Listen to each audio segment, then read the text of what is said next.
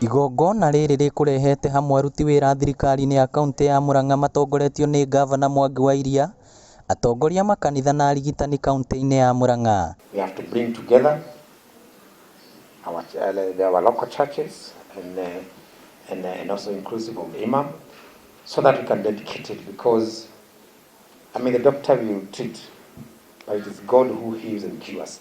Rĩtabanĩirio nja wa rũhonge rwerũ rwa ICU ĩrĩa ĩrakirwo thibitarĩ-inĩ ya Murang'a gwa kahinda ga thikũ 21 na ina macini na itanda 35. Kwa kweli inaonekana kama hii ndio huu ndio mradi ambao umekuwa mkubwa na umefanyika kwa njia nzuri sana na ya kufana sana, na pia sio tu mradi kama miradi mingine, ni mradi ambao maelekezo yake ni kufanya matibabu yale ya hali ya juu sana.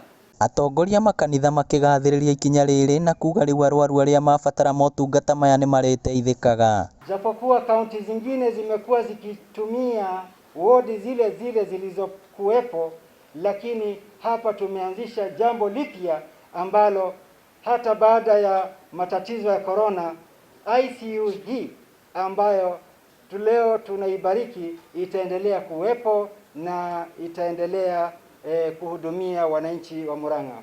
Mwena-inĩ wake Gavana Mwangi wa Iria augĩte kũngĩkinya nĩ gũkũgĩa na arwaru a COVID-19 Murang'a, arĩa othe mekũrehwo gũkũ mekwamũkĩra motungata matarĩ marĩhi. Any patient will get into this ICU during this period will not pay even a penny. Gũkĩrĩ ũguo wa Iria nĩ orĩtie andũ a wendi mwega hamwe na atongoria arĩa angĩ kũnyitanĩra nĩguo kũgacĩrithia motungata rũhonge-inĩ rũrũ. And we have very serious medics in this county. I want us to join us now that we are launching, so that we can collaborate in delivering the best and the very best for our people at the lowest cost possible. This should be the most accessible ICU in Kenya.